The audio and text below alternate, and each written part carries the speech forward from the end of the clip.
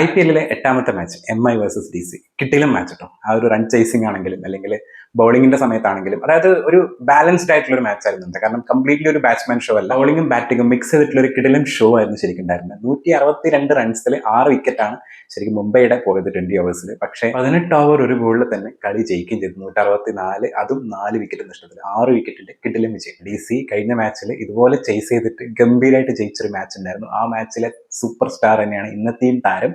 അത് മറ്റാരുമല്ല, നമ്മുടെ സമീർ റസ്വി. ഏറ്റവും മോനെ കിടിലൻ കളി. കഴിഞ്ഞ തവണ അടിച്ചതിനേക്കാളും കിടിലായിട്ട് ഇത്തവണ അടിച്ചു. 90 റൺസ്, അത് 51 ബോളിൽ.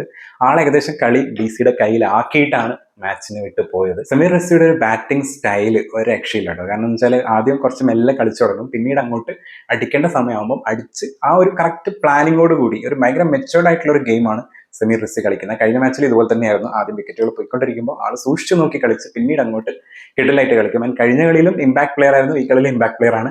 ഇമ്പാക്ട് പ്ലെയർ കറക്റ്റ് ഇമ്പാക്ട് ഉണ്ടാക്കുന്നത് സമീർ റസ്വി വരുമ്പോട്ടോ. ഇന്നത്തെ മാച്ചിൽ 162 റൺസ് മുംബൈ എടുത്ത സമയത്ത് സൂര്യകുമാർ യാദവ് 50 അടിച്ചിട്ടുണ്ടായിരുന്നു. അതുപോലെ നമ്മുടെ രോഹിത് ശർമ്മ ഒരു കിടലൻ നോക്കായിരുന്നു, മുന്നത്തെ ക്യാപ്റ്റൻ, ഇപ്പോൾ ഇന്നത്തെ സ്റ്റാൻഡിംഗ് ക്യാപ്റ്റൻ. ബോളിംഗിലാണെങ്കിൽ മറ്റുള്ള ബൗളേഴ്സിൽ നിന്ന് കുറച്ച് മികച്ചു നിന്നത് നമ്മുടെ ദീപക് ചാഹറും മിച്ചൽ സാൻഡറും പിന്നെ അതുപോലെ കോർബിൻ ബോഷുവും. 3 പേരും ഓരോ വിക്കറ്റ് വെച്ചാണ് എടുത്തത്. അത്യാവശ്യം നല്ല എക്കണോമിയിൽ തന്നെയായിരുന്നു. ചേസ് ചെയ്യുന്ന സമയത്ത് DCയുടെ കോൺട്രിബ്യൂഷനിൽ നമ്മൾ ഓൾറെഡി പറഞ്ഞു കഴിഞ്ഞാൽ സമീർ റസ്വി ആയിരുന്നു. പിന്നെ അതുപോലെ തന്നെ സമീർ റസ്വിക്ക് കറക്റ്റ് ആയിട്ടുള്ള ഒരു സപ്പോർട്ട് കൊടുത്തിരുന്നത് നമ്മുടെ പദം നിസംഗയാണ്. ബോളിംഗിലാണെങ്കിൽ നമ്മുടെ മുകേഷ് കുമാർ, അക്ഷർ പട്ടേൽ, അതുപോലെ വിപ്രാജ് നിഗം 3 പേരും അത്യാവശ്യം നല്ല രീതിയിൽ തന്നെ ബോൾ ചെയ്തു. വിപ്രാജ് നിഗവും അക്ഷർ പട്ടേലും ഓരോ വിക്കറ്റ് എടുത്ത സമയത്ത് മുകേഷ് കുമാർ 2 വിക്കറ്റ് എടുത്ത് MIയുടെ റണ്ണ് പിടിച്ചു നിർത്തുന്നതിൽ അത്യാവശ്യം നല്ല രീതിയിൽ തന്നെ അവരുടെ കോൺട്രിബ്യൂഷൻ ഉണ്ടായിരുന്നു. അങ്ങനെ DC 2ാമത്തെ മാച്ചും കൂടി ജയിച്ച് പോയിന്റ് ടേബിളിൽ ഫസ്റ്റ് എത്തിയിരിക്കുകയാണ്.